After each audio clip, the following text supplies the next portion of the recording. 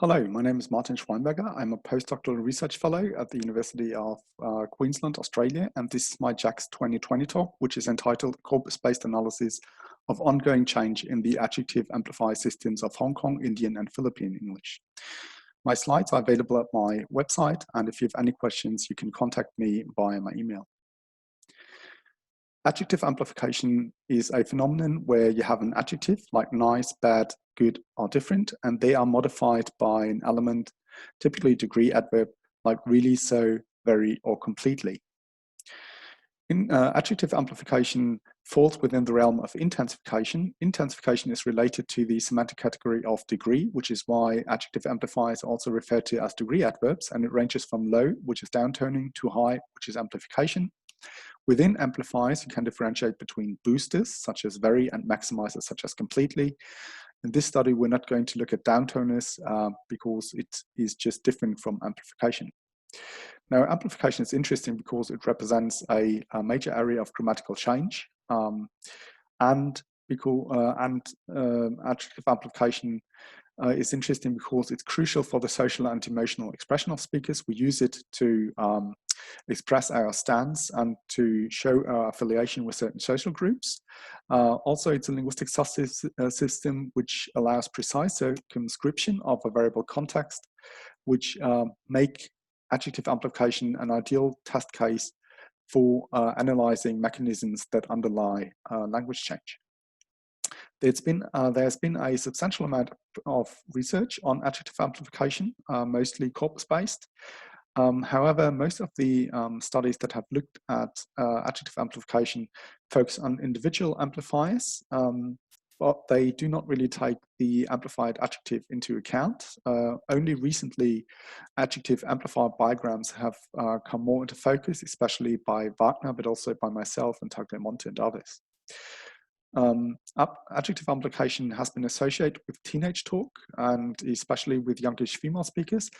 However, that is somewhat contested because adjective amplification is actually a very frequent phenomenon, and it's ubiquitous across all social groups.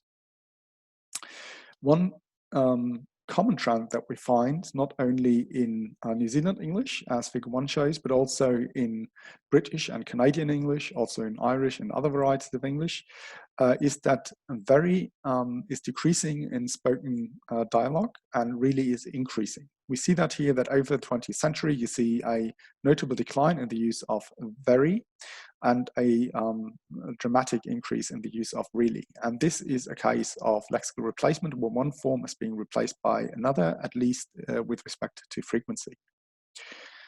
Now, what is going on there when something is being replaced is that this process is not random. And it represents a case where you have variation between different options. And when you have the case where one form replaces another, such processes are accompanied or affected by social factors. So social factors affect language use.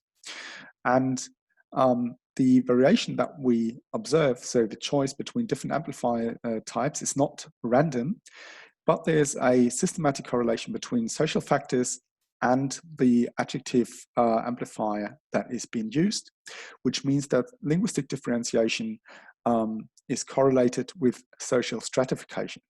So typically when we have an innovation, it is introduced in the middle class, and it's also typically introduced by younger speakers. And then basically that innovation may diffuse through society, and does so in a very systematic form, as is shown here. Now, the research question of this talk is, are the Asian Englishes in line with the trend that has been observed in traditional L1 and other post-colonial varieties of English, in that very is being replaced by really?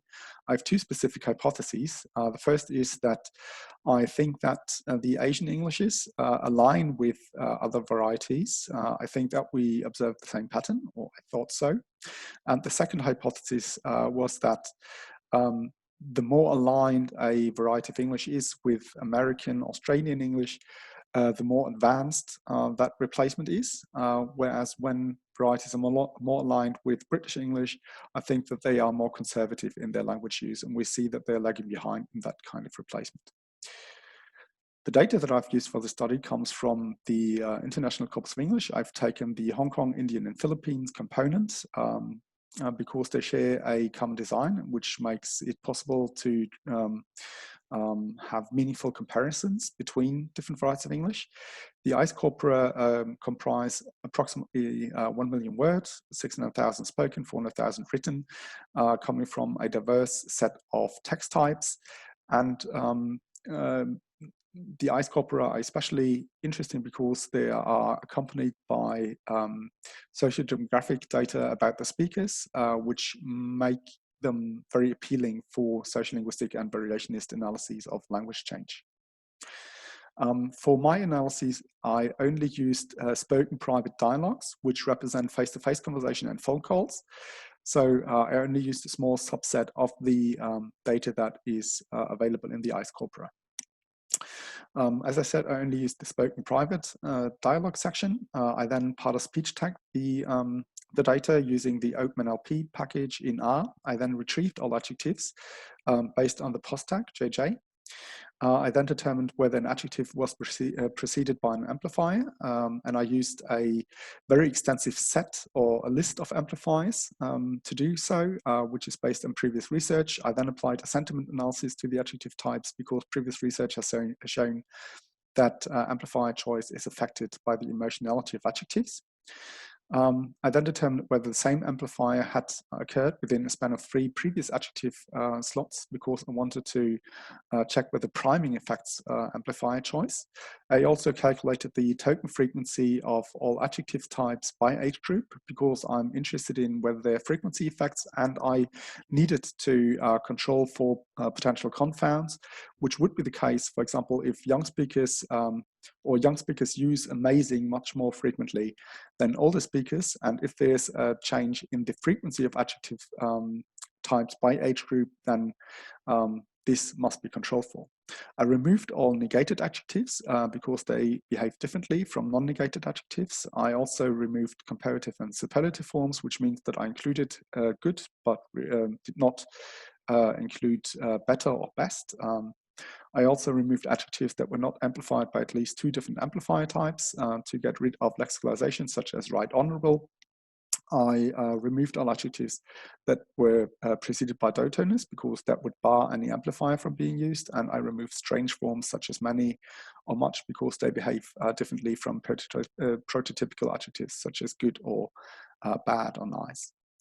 I then coded the syntactic context or the function of adjectives, and here I differentiate between attributive and predicative contexts. I coded the gradability of adjectives, which is the likelihood of an adjective occurring in a comparative versus a context versus its likelihood of occurring in non-comparative contexts. I also coded the semantics of the adjectives based on a simplified version of the classification proposed by Dixon, which has also been shown and also been used in previous research on adjective amplifiers.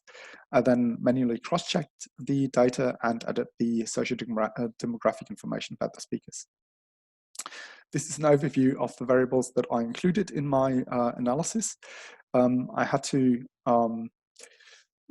collapse all infrequent adjective amplifiers into a bin category other because they were just so infrequent, which would have rendered the results of the statistical analysis not reliable.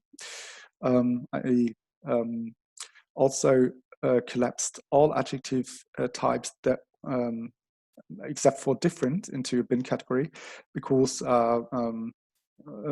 my exploratory data analysis showed that only different behaved different or differently from other adjective types. The statistical analysis offered 4 options, how I could analyze the data. 2 tree-based models and 2 regression models would have been possible. In this study, I only will focus on the conditional inference trees because they actually show some very interesting results, which I think are interesting for the audience.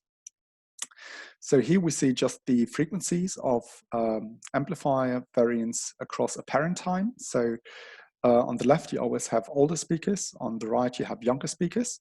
And you see that in Hong Kong and Indian English, with respect to frequency, there is not much change. So these are actually very stable varieties of English. You could argue that in Indian English, well, there's a slight tendency towards the use of so in predicative context.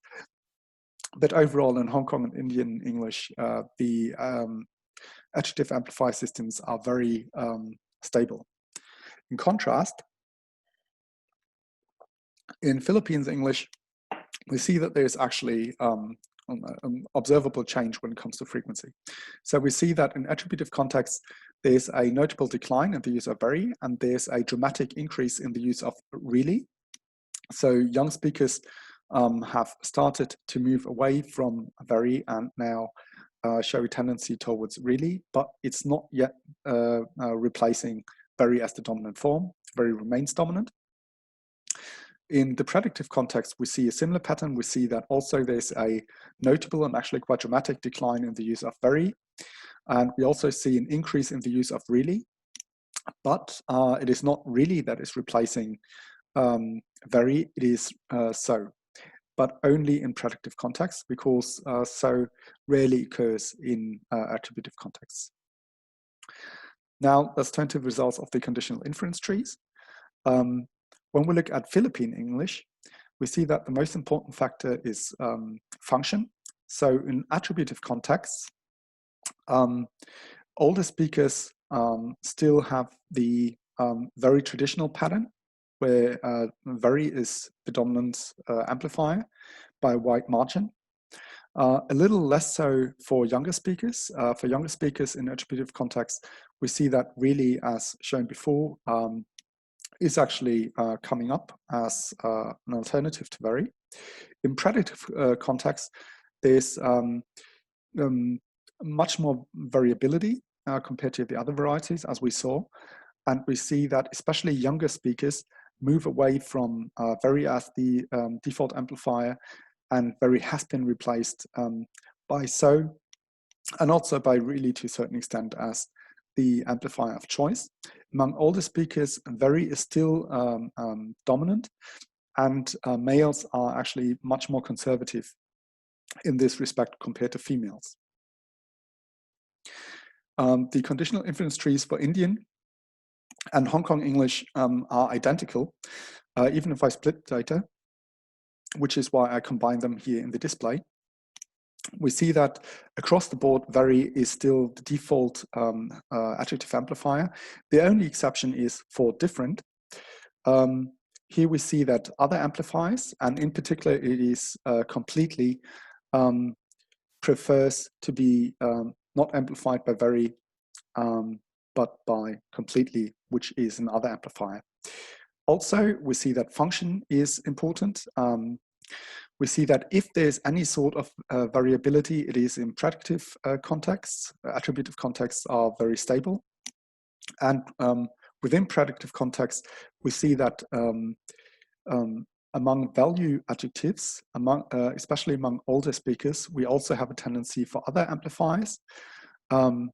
Whereas here among younger speakers and also with other adjective types, so ones which do not reflect values,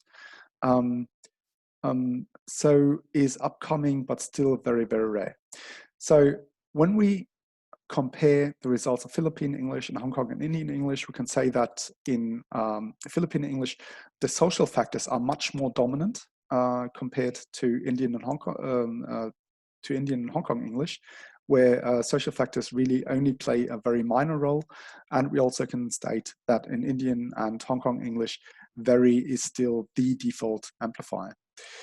Now, the analysis shows that Philippine English is approximating the trajectories of other varieties, which partially confirms the first hypothesis, but only with respect to Philippine English. The change in Philippine English is substantially further advanced compared to Hong Kong and Indian English, which confirms the second hypothesis to a certain extent. And we see that during stasis and initial stages of change, intralinguistic factors are more important, whereas social factors are more important once the change has accelerated. This means that during initial changes, it is really the linguistic properties of the adjective that determine which adjective amplifier is being used. But once a amplifier has attained social meaning, then it basically takes off because it's considered hip, and speakers want to sound hip when they're young. So this is why it is the social factors that then drive the language change and accelerate the language change. Now, the question is whether this could be a universal pattern. To test that, we'd have to look at other phenomena. So, for example, we could look at changes that have been completed and see whether we see the same tendency towards intralinguistic factors being important initially, and then extralinguistic factors become more important during mid-range stages of change. And we can look at other languages of English to see whether this is a universal pattern. Thank you so really very much. These are the references, and I hope you enjoyed this talk. Thank you very much.